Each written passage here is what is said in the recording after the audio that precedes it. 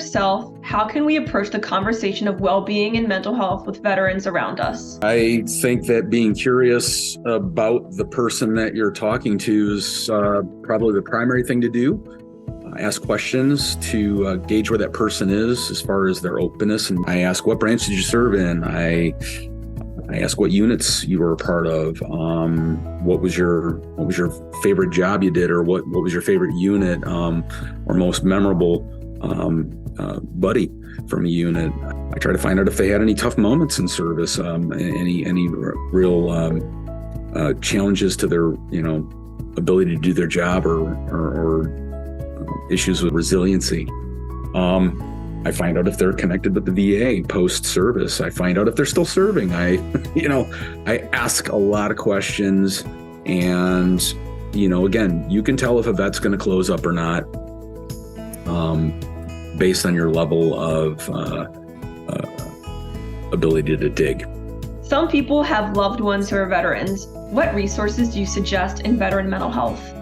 There are a ton of resources for veterans that are transitioning from active duty or post-deployment from their reserve duty. And obviously, I'm a longtime volunteer with AFSP, so we have resources for suicide prevention, particularly to veterans and firearms, education with our NSSF affiliated materials that we give out. I'm also obviously a veteran myself, so I ask about their involvement with the VA. Are they part of the healthcare system? Are they part of the mental health care system? Are they connected to their benefits, their earned benefits? I try to find out what exactly they're doing post-service, or what their plan is as they transition off active duty to transition back into the civilian world. What are you doing? What is your plan? Do you have a new mission? Are you connected to a veteran group? Have you talked to a VSO? Do you have a GI Bill? Are you planning to go to school with that GI Bill? Are you just going back to your job in your family life? And what does that look like? And really, it's really smart to engage with the family, if possible, or a caregiver, or a loved one that this person's going to be transitioning with, or back into the area where these folks live, because they are going to be really supervising and seeing how that veteran's doing in their transition. And I'm sure those folks would be the first ones to intervene as necessary.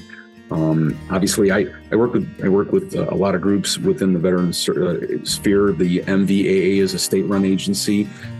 We try to help folks that are transitioning out with jobs, with grants, with transportation issues, with housing issues, with education.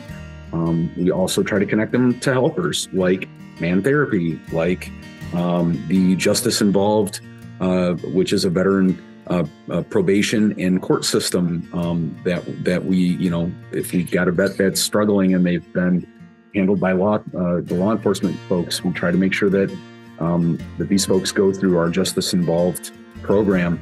We've successfully graduated 22 veterans in the Hillsdale County area alone.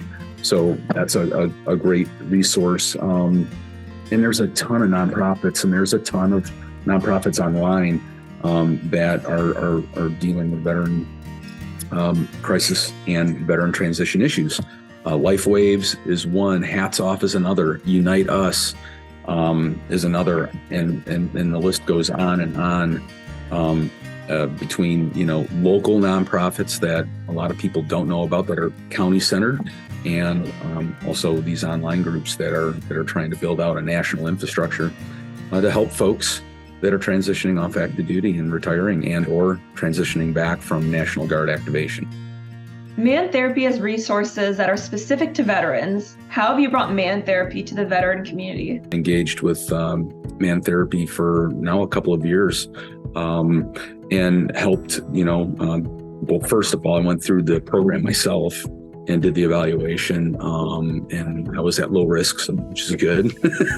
and I've asked for cards. I've asked for your brochures and whatnot that you guys are putting out, and you've been part of our community outreach events. So man therapy cards are typically out at any event that I'm tabling.